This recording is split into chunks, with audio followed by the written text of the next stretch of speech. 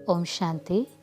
नमस्कार। आज हम बात करेंगे एक ऐसी कहानी की जो हमें भगवत प्राप्ति का मार्ग प्रशस्त करती है। एक महात्मा थे, जीवन भर उन्होंने भजन ही किया। उनकी कुटिया के सामने एक तालाब था। जब उनका शरीर छूटने का समय आया तो देखा कि एक बगुला मछली मार रहा है। उन्होंने बगुले को उड़ा दिया। इधर उनका शरीर छूटा तो वो नर्क गए। उनके चेले को स्वप्न में दिखाई पड़ा। वे कह रहे थे, बेटा, हमने जीवन भर कोई पाप नहीं किया, केवल बगुला उड़ा देने मात्र से नर्क जाना पड़ा। लेकिन तुम ध्यान रखना, जब शिष्य का भी शरीर छूटने का समय आया तो वही दृश्य पुनः उनके सामने आया। बगुला मछली पकड़ रहा था। गुरु का निर्देश मानकर उसने बगुले को नहीं उड़ाया। मरने पर वह भी नर्क जाने लगा।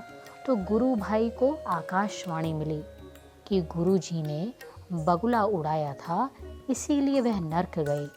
हमने नहीं उड़ाया, इसीलिए नर्क में जा रहे हैं, तुम बचना।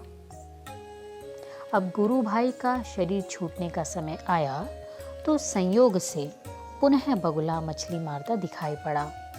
गुरु भाई ने भगवान को प्रणाम किया कि हे भगवान, आप ही मछली में हो और आप ही बगुले में। हमें नहीं मालूम कि क्या झूठ है और क्या सच, क्या पाप और क्या पुण्य है। आप अपनी व्यवस्था देखें, मुझे तो आपके चिंतन की डोरी से ही प्रयोजन है। वह शरीर छूटने पर प्रभु के धाम गया। अब नारद जी ने भगवान से पूछा, हे भगवान, अंततः वह नर्क क्यों गए? महात्मा जी ने बगुला उड़ाकर कोई पाप तो नहीं किया। उन्होंने बताया, नारद, उस दिन बगुले को भोजन वही था, उन्होंने उसे उड़ा दिया। भूख से छटपटाकर बगुला मर गया, अतः पाप हुआ, इसीलिए नर्क गए। नारद ने पूछा, दूसरे ने तो नहीं उड़ाया था, वह क्यों नर्क गया? फिर भगवान बोले, उस दिन बगुले का पेट भरा था, वह विनोदवश ही मछली पकड़ रहा था, उसे उड़ा देना चाहिए था। शिष्य से भूल हुई, इसी पाप से वह भी नर्क गया।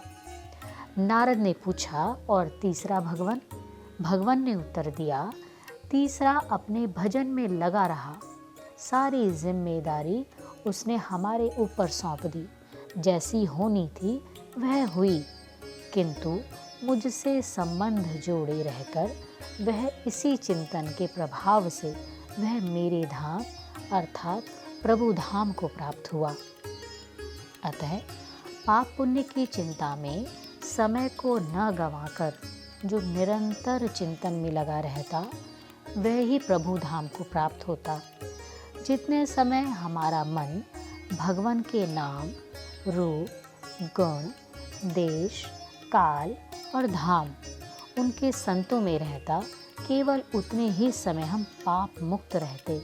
शेष सारे समय पाप ही पाप करते रहते हैं। संत समझाते हैं कि भजन सिमरन के अतिरिक्त जो कुछ भी किया जाता, वह इसी लोक में बांध कर रखने वाला है, जिसमें खाना पीना सभी कुछ आ जाता है। पाप पुण्य दोनों बंधनकारी हैं। इन दोनों को छोड़कर जो भक्ति का मार्ग अपनाता अर्थात प्रभु प्रेम का मार्ग अपनाता, मन को निरंतर प्रभु में जोड़े रखता, पाप और पुण्य दोनों उस परमात्मा को अर्पित होकर चलता। भगवान केवल मन की क्रिया को ही नोट करते, इसका मन तो मुझ में था ना, इसने कुछ किया ही नहीं। यह भाव और भक्ति ही भव बंधन से काटने वाली है। अच्छा, आज इतना ही।